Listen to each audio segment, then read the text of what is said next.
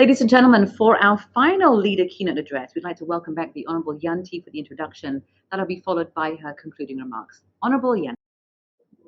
Thank you so much, Jenny. Distinguished guests, ladies and gentlemen, it is my honor to introduce the Prime Minister of Cambodia. Cambodia is a valuable partner to the region with one of the fastest economies in the pre-pandemic, and I'm sure will return to strong growth. We are delighted that Cambodia is the incoming chair of ASEAN, and we look forward to supporting their chairmanship in 2022 and very much hope we can visit in person. Distinguished guests, it is my pleasure to welcome His Excellency Hun Sen, Prime Minister of the Kingdom of Cambodia.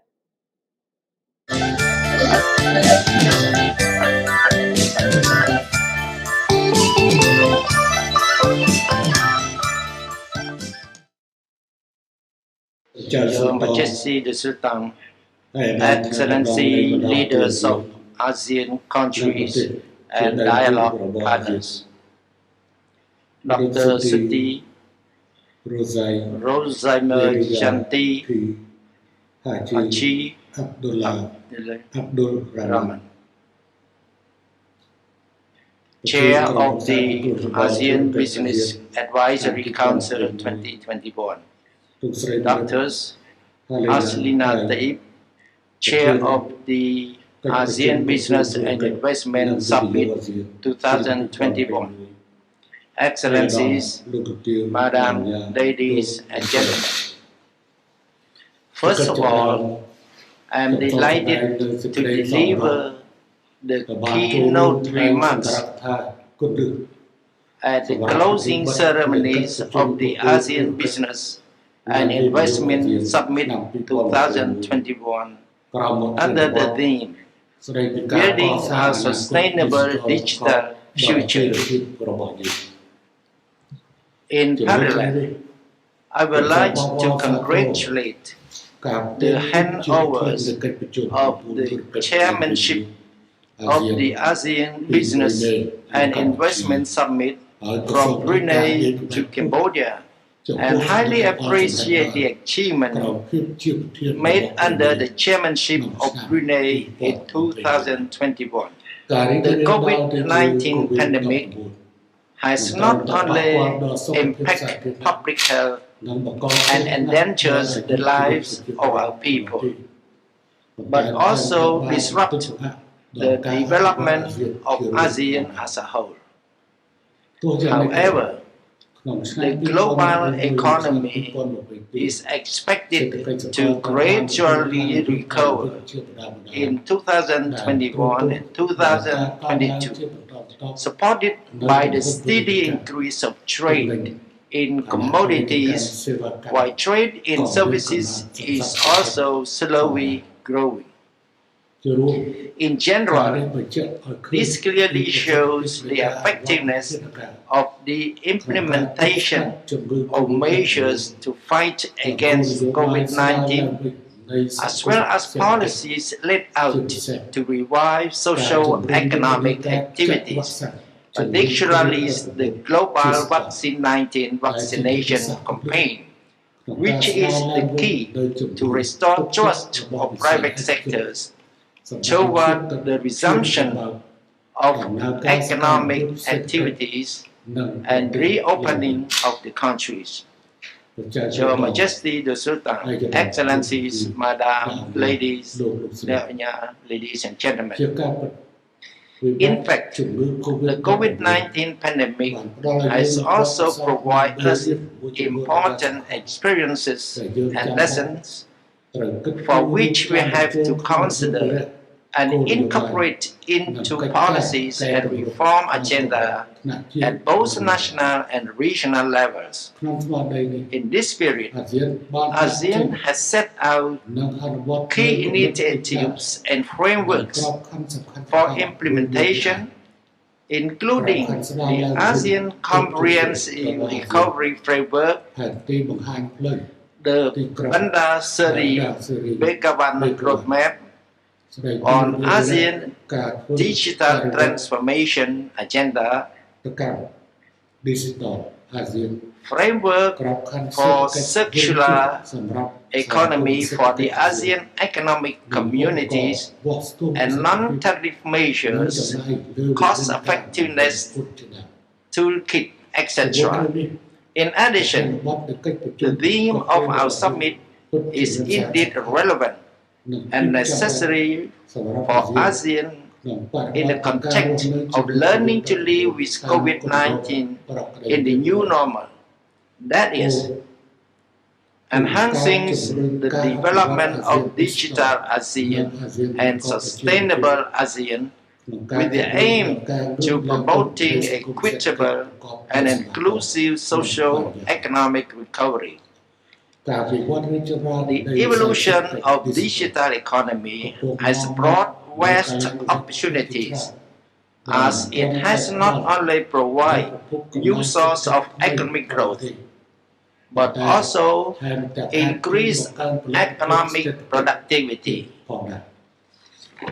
In this context, in order to promote a resilient and sustainable development in the region, ASEAN needs to advance digital transformation, particularly encourage business enterprises to harness digital technologies by initiating the arrangement of joint governance for digital infrastructures development, including standardization, regular privacy, data sharing, and digital connectivities through the implementation of ASEAN Digital Master Plan 2025, as well as other key initiatives.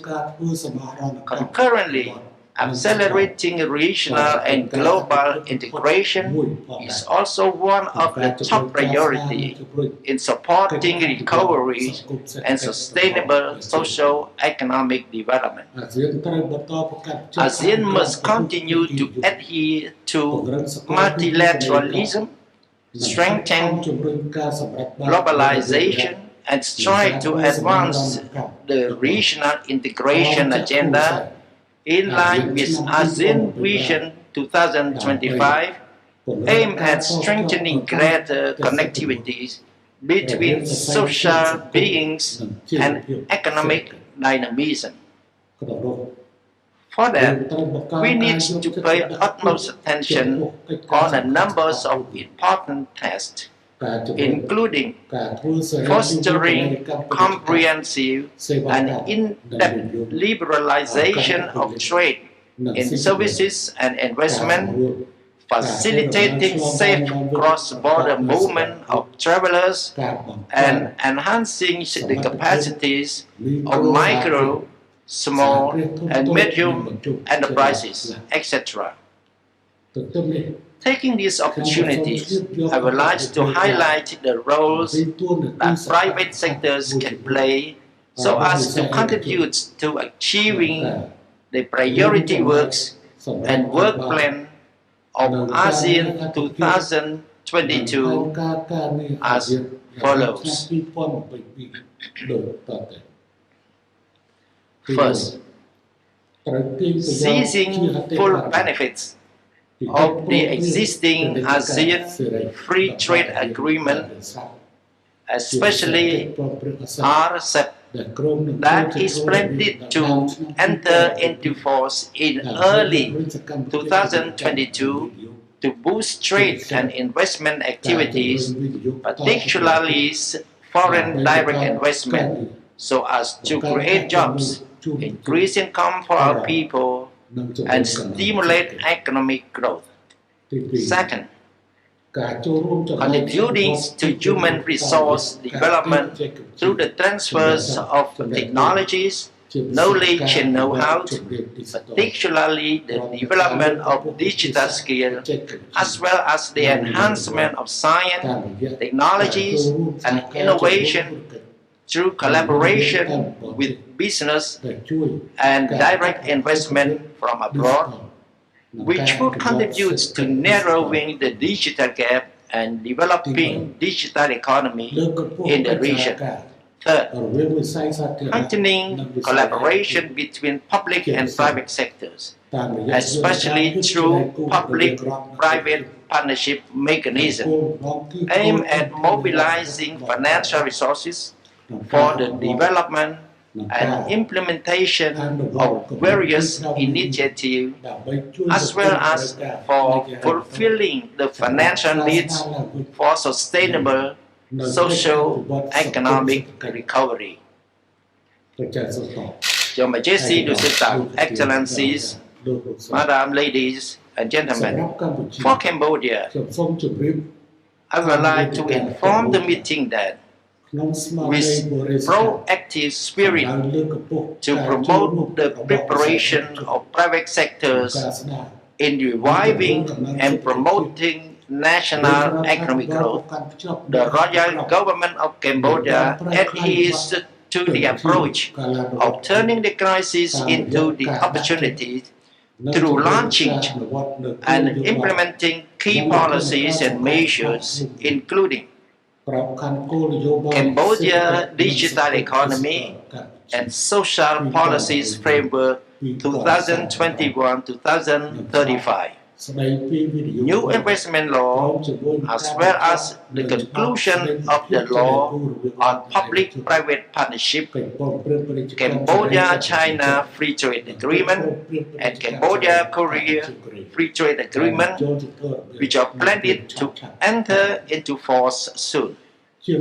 More importantly, on containment of the spread of COVID-19, along with strengthening the implementation of education, administrative, and health measures to protect health and life of people.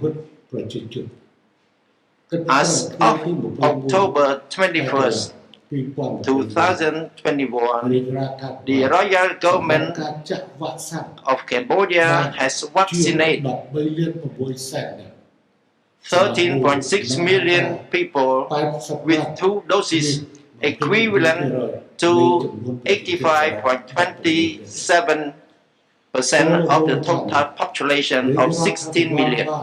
On this basis, the Royal Government has been intensifying the resumption of the socio-economic activities toward full operation in the context of the new normal, and also planning to launch the strategies for recoveries and promoting economic growth through learning to live with COVID-19 in the new normal at the end of 2021.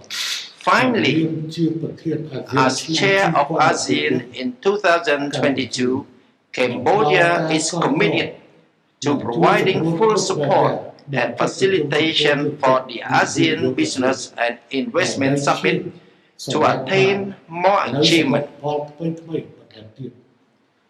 At the same time, Cambodia will contribute to enhance the building process of ASEAN economic community, trade and investment, and cooperation between ASEAN and its partners in order to restore growth and transform ASEAN into a region of peace, resilience, and development. I wish Excellencies, Madam, ladies and gentlemen, good health, safety, and success in all your endeavor. Thank you for your kind attention. Thank you, Your Excellency, for the keynote address. So now, ladies and gentlemen, we have come to the end of today's summit. I am overjoyed with the participation we had today, and it has been our greatest pleasure to host such a momentous event at a crucial time where the public and private sectors can come together and identify ways to promote inclusive, sustainable growth to serve the needs of our community in ASEAN's vibrant economies, especially during the digital age, if we are moving towards our goal to become the 4th largest economy by 2030.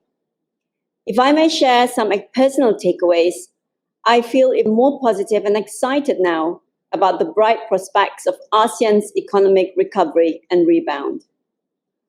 I see great opportunities if we are decisive in deepening our digitalization, connectivity, and ecosystem. Since it cuts across all sectors, quick wins in healthcare, tourism, and trade towards competitiveness and recovery can be realized sooner. I see the strengthening of ASEAN and shielding itself from geopolitical earthquakes if we stay neutral, balanced, and committed to multilateral rules-based trading system. I see jobs and opportunities to recover livelihoods to bring more ASEAN people out of poverty if we are inclusive, committed, and well-funded in transitioning to more sustainable and green ways of living, working, producing, and consuming. I do hope that everyone is as enriched as I am, but there is a big if.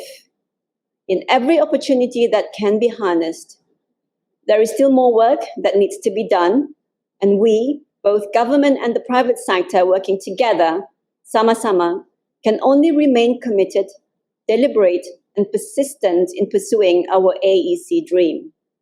We therefore owe our distinguished speakers, panelists, most especially our highly esteemed heads of states, our deepest gratitude for making our ABIS as a true source of hope, light, and the dark and gloom that can so easily dominate us at these trying times. It is truly an honor. Lastly, I would like to take this opportunity to share another exciting and much awaited milestones event of ASEAN Back, the 2021 ASEAN Business Award, which will be held this coming 30th of November. I hope you can join us and give due recognition to the true champions of ASEAN who have risks and ventured into making AEC a reality. Thank you, everyone, and let us therefore continue to recover stronger together, sama-sama. Back to you, Jenny. Honorable Yanti, thank you so much. So, ladies and gentlemen, 50 countries, 8 leaders. We've had more than 3,000 guests on our virtual platform, even more on our guest streaming. What a day, but it is time for us to now officially close out ASEAN BIS 2021 with a handover ceremony. For this, we welcome back Haslina Tayeb, the chair of ABIS 2021. It is with great pleasure to conclude the summit for 2021 and hand over the ASEAN Business and Investment Summit for 2022 to Cambodia.